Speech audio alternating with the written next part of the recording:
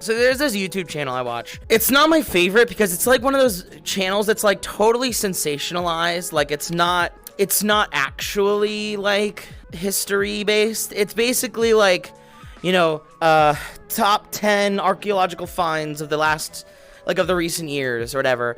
And then it'll be like they found a giant sarcophagus buried in a town, but all it really was like a big box with a bunch of bones in it. Like, nobody important. There was no important artifacts.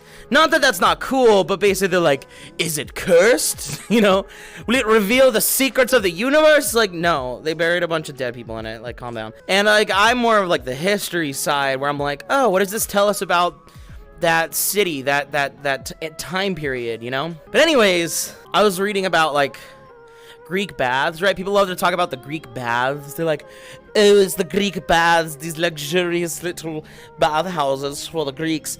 But they weren't like luxury or spas. They were like a necessity for like workers near like quarries and like work sites and construction sites and stuff.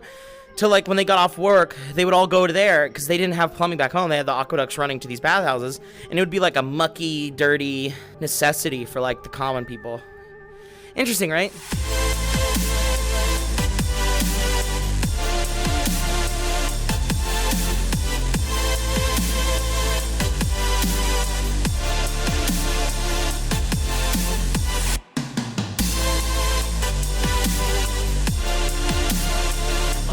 Guys, I'll admit, I was house hunting yesterday for rental.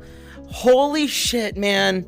It is impossible to live nowadays. The cost of living is so fucking high. It is. The rental market for apartments and homes and shit. I'm not gonna buy a house. I can't afford that, alright? I need to rent. And even that's inflated. Renting costs more than buying on a monthly basis. I know, no, trust me, I know, but I just don't have them. See, here's the thing people forget.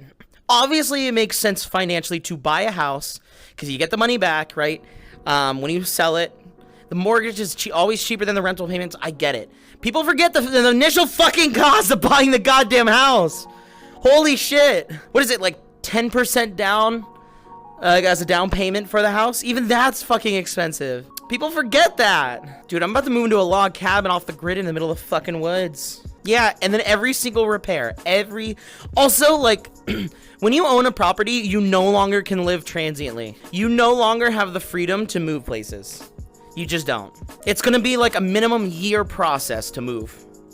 Because you have to sell your property and then purchase a new one. Look, I don't mind having roommates. It's finding roommates that don't make me want to, like, kill myself. And then here's the thing. It's not even that. I'm also not a perfect roommate. Finding people that mesh and are okay with the fact that, like, I'm a degen, you know, it's gonna be a huge... I work from home. I'm a streamer. I'm up late. I sing. I'm a singer. I record music. I sing loudly. I'm really jaded, though. I'm really jaded because last time I had roommates, it went really south. And then a couple of big life things happened, and now I live alone, which is wonderful. But then once you live alone, it's so hard to not live alone again. Do you know what I mean? Ty's the type of dude that just walks around naked all the time. No, see, like, here's the thing. We joke about that, right? But I'm not, like, walking around making people uncomfortable. I'm very much keep to myself, and I'm very clean. Chat, when I was in college, my roommate...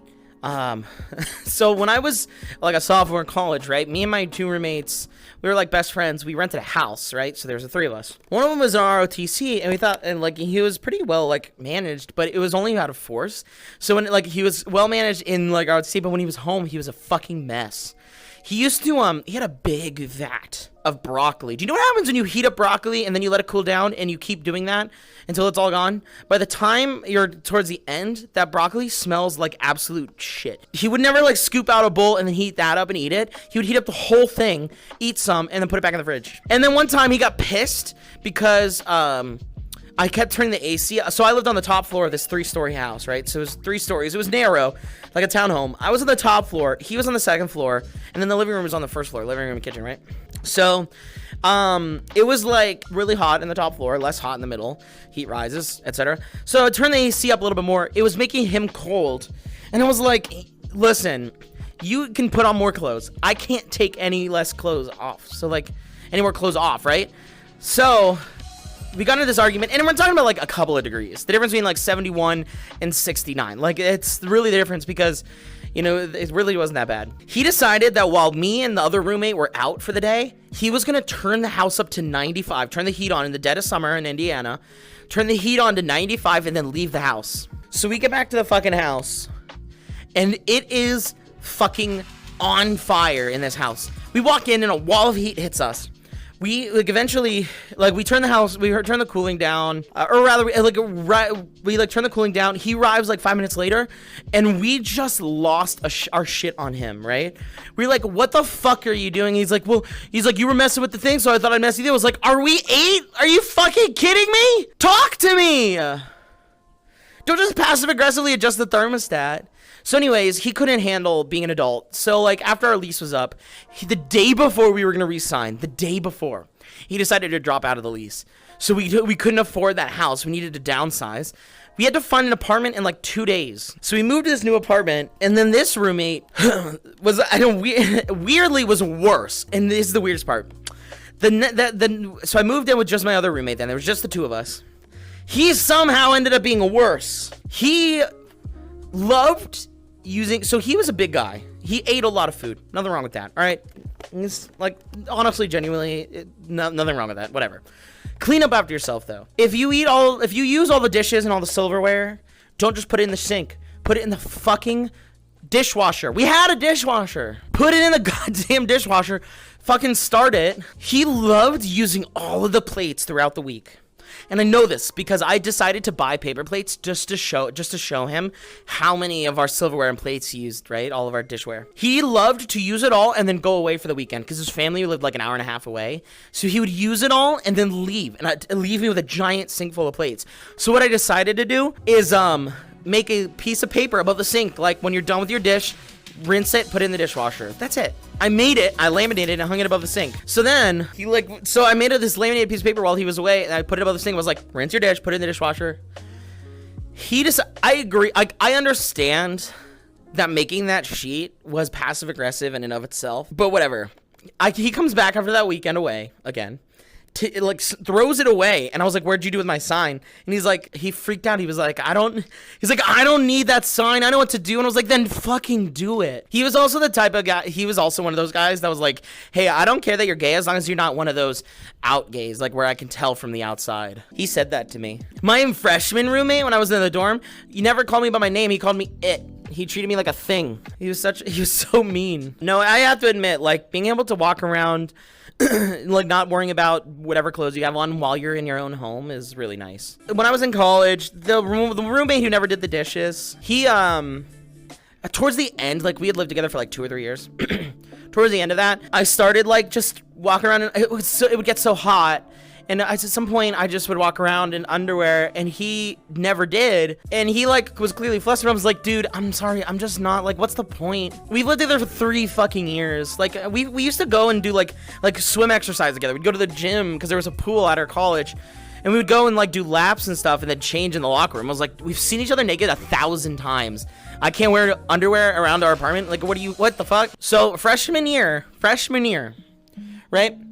Within the first week, so this kid was a very, very, very vocal libertarian, which doesn't really, like, say what you will about that shit. I'm not gonna have an opinion about it other than the fact that, like, he was very clear within the first few days of knowing him that was, like, vital to his identity, right? So anyways, freshman year, he shows up to college, freshman year, to our dorm with 3 t-shirts, black t-shirts, all, like, straight black, 3 pairs of long pants, cargo pants, 3 pairs of 3 shirts, 3 pairs of pants, 3 pairs of socks, and I'm assuming 3 boxers, right? He showed up with like a suitcase like this big with all of his clothes. That's it. That was his entire fucking wardrobe. Within the first week, he had decided that he was not going to call me by my name. He was one of those really cringy, he was one of those people that was clearly so, like, antisocial and so, like, such a social recluse that he thought, like, he took it upon himself to think the world was against him.